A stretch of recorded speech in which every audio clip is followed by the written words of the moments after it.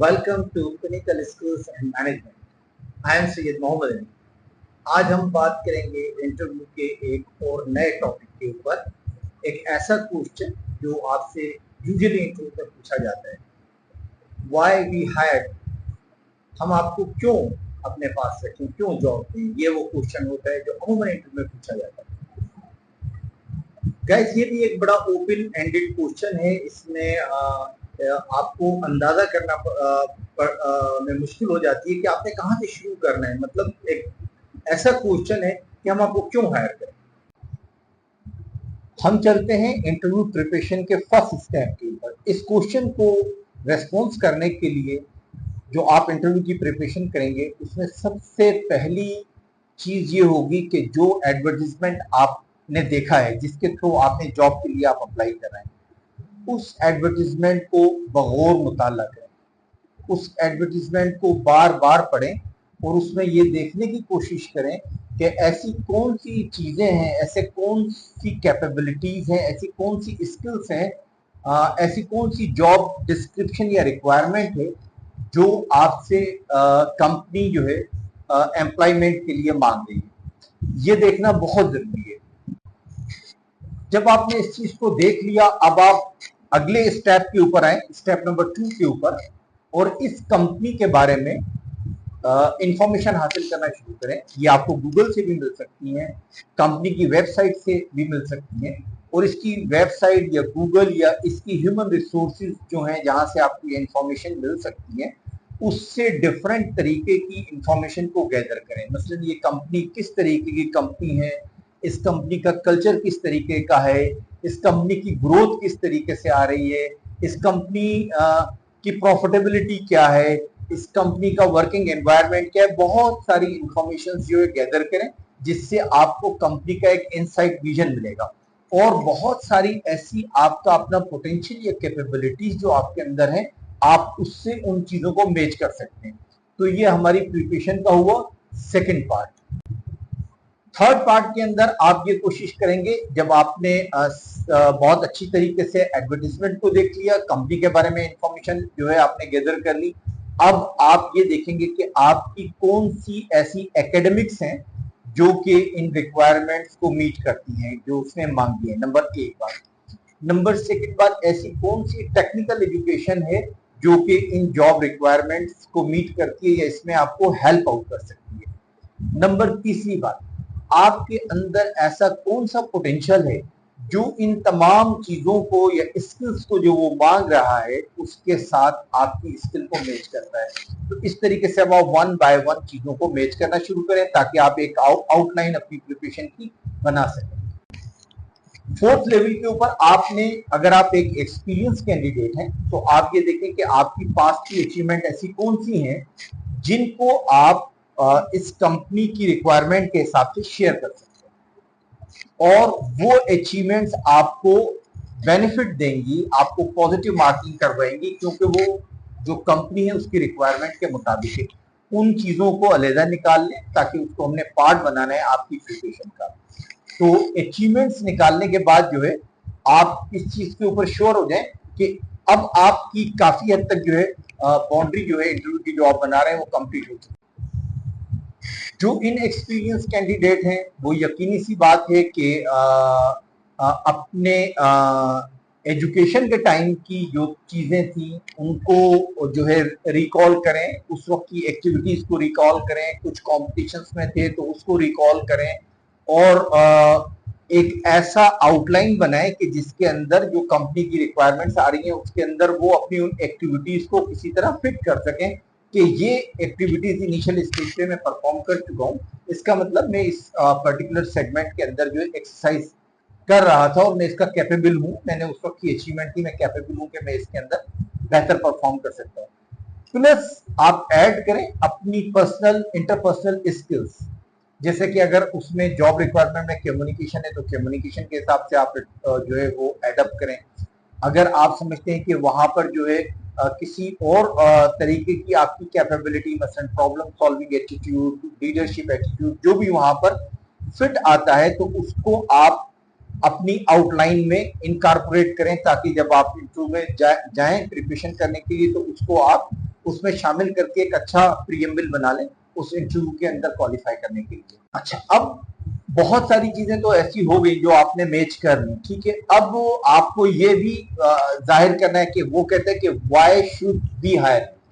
अब इसमें देखिए, एक तो आपके पास लॉजिक ये होगी कि क्योंकि कंपनी की रिक्वायरमेंट ये चीजें जो है मेंशन थी, तो उसके अंदर यकीनी सी बात है आपने अपने आप को अपनी तमाम कैपेबिलिटीज को फिट किया ले जाकर, ठीक है। आपने उसको प्रूव किया कि मैं ये तमाम चीजें करता हुआ आया हूँ, तो इसलिए, या मैं अगर पास जॉब में था तो ये मेरा एक्सपीरियंस है, इससे मैंने ये लर्न किया और ये मैं करता हुआ आया हूँ, इसलिए ये आपकी कंपनी के लिए बेनिफिशियल होगी। एक बात तो ये। अब दूसरी बात, जो आपने इंटरनेट से इंफॉर्मेशन ली थी, वो चीज थी जो उसने एडवर्टीजमेंट में नहीं दी थी। मस्त मिसाल के तौर पर उनका कल्चर कैसा है, किस तरीके के उनको लोग चाहिए, या उनकी कंपनी के अंदर मल्टीटास्किंग जो है वो एनवायरमेंट है, जो भी आपने इंफॉर्मेशन ली। अब ये पार्ट नहीं थी एडवर्टीजमेंट का। अब इंटरव्यूअर को ये नहीं पता कि आपने ये तमाम इंफॉर्मेशन गैदर की हुई। अब आप बताएं कि इसके इसके अलावा, इसके साथ जो मैंने जो चीजें आपके साथ शेयर की हैं, इसके साथ मेरे अंदर अंदर ये एडिशनल क्वालिटी है कि मैं बहुत फ्लेक्सिबल हूँ, मैं बहुत जल्दी एडजस्ट कर जाता हूँ किसी भी न्यू इन्वायरमेंट के अंदर। मैं जो है मेरी इंटरपर्सनल स्किल्स बहुत अच्छी हैं, तो मैं लोगों को के साथ बहुत जल्दी जो है अपनी रिलेशनशिप को बिल्ड कर लेता हूँ। मेरा एटीट्यूड जो है वो एक हार्ड वर्किंग एटीट्यूड है। मैं मल्टीटास्क जो असाइनमेंट है उनको मैं बहुत विलिंगली एक्सेप्ट करता हूँ। अब आप उससे वो बातें कर रहे हैं जो इंटरव्यू के बैक ऑफ द माइंड है, लेकिन उसके फ्रंट पे उसने एडवर्टीजमेंट के अंदर नहीं दी। तो इस तरीके से जो है आप जो है उसको अट्रैक्ट करेंगे कि एडिशनली भी आप उस कंपनी के लिए बेनिफिटेड है, और फिर उसको आप ये बताएं कि ये वो तमाम रीजन है जिसकी वजह से मैं ये समझता हूँ कि मैं आपकी ऑर्गेनाइजेशन के लिए एक बेहतर कैंडिडेट। अच्छा, जो एक्सपीरियंस कैंडिडेट हैं, जिस तरीके से मैंने बात करी, वो तो अपने एक्सपीरियंस और अपनी अचीवमेंट्स के अंदर से कुछ चीजें निकालेंगे और उन चीजों को शेयर करेंगे इंटरव्यूअर से, और उसको ये एस्टेब्लिश करेंगे कि क्योंकि ये उनकी इंडस्ट्री की रिक्वायरमेंट है, तो ये तमाम आपकी एक एक्सपर्टीज जितनी भी आपने डेवलप की है, तो ये एक्सपर्टीज आप काम में ला सकते हैं। इस तरीके से बाकी भी अपनी जो उनकी स्किल्स के अलावा जो उनकी पर्सनल जो बेस्ट ट्रेड्स हैं उनकी पर्सनालिटी में, जो कि जॉब में जो है आपको फायदा दे सकते हैं, उसके बारे में भी बताएंगे। लेकिन अब मैं खासतौर पर दोबारा आऊंगा फ्रेश कैंडिडेट्स के लिए, बिकॉज फ्रेश कैंडिडेट्स जो है वो जरा कंपेरेटिव ज्यादा जो है वो नर्वस भी होते हैं, और उनका एक्सपीरियंस नहीं होता, सब चीजें उनके लिए नई होती हैं। तो उनको ये साबित करना पड़ेगा कि जिस जॉब के लिए उन्होंने अप्लाई किया है उसमें उनका बहुत कंपेशन है, कि जो है वो उस जॉब को एज ए पेशेंट के तौर के ऊपर लेते हैं। और लाजमी सी बात है कि उनकी जो है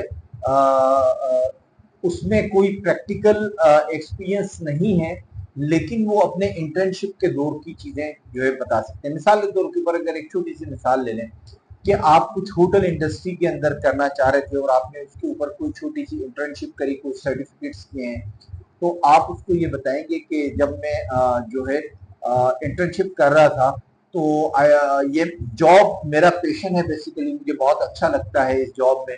मैं इसको जॉब नहीं लेता, बल्कि जब मैं इसको परफॉर्म करता हूँ तो मुझे इंटरनल बड़ी सेटिस्फेक्शन होती है, क्योंकि मेरा दिल चाहता है कि मैं लोगों से मिलूं, मैं लोगों के साथ इंटरेक्शन करूं और उनकी प्रॉब्लम्स को रिजॉल्व करूं। तो मेरी इनिशियल जो इंटर्नशिप के अंदर ड्यूटी लगी वो मेरी फ्रंट डेस्क के ऊपर थी होटल के अंदर, कि मैं आने वाले तमाम कस्टमर्स को अटेंड करूं और उनके साथ जो है उनको अच्छे तरीके से ग्रीट करूं, उनको उनके रूम तक बहुत कंफर्टेबल तरीके से लेके जाऊं, ताकि उनका एक बेहतर अराइवल इंप्रेशन हो। तो जब मैं ये जॉब कर रहा था तो मुझे ये अंदाजा हुआ कि नहीं, मुझे तो इसके अंदर और भी थोड़ा सा आगे बढ़ना चाहिए, मुझे थोड़ा सा आइडिया होना चाहिए किचन किस तरह रन होता है, रूम सर्विस की सर्विसेज प्रैक्टिकली किस तरह होती है। आज हमने थ्योरेटिकली बहुत सारी चीजें पढ़ी थी।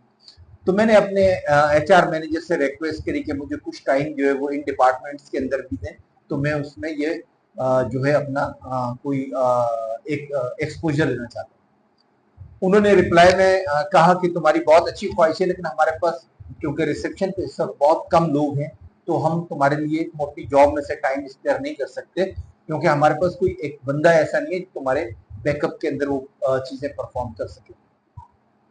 तो आप बताएं इंटरव्यूअर को कि उसके बाद मैंने एचआर को कहा कि मैं अपनी ड्यूटी के बाद 2 घंटे देना चाहता हूँ ताकि मैं इस इंटर्नशिप में इस चीज को भी सीखूं। तो उन्होंने फिर मुझे जो है एकोमोडेट किया और मैंने बहुत इंजॉय किया वहां से लर्निंग करी। तो मैं आपके यहाँ आ रहा हूँ, ये मेरी पहली जॉब होगी, ये मेरा पैशन है।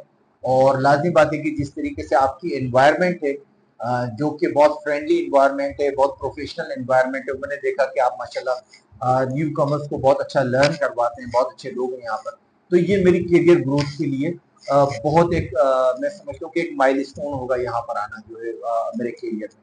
तो मैं इसलिए आपको, तो उनको ये रियलाइज करवाएं कि आपका पोटेंशियल बहुत है, आपको एक चांस मिलना चाहिए।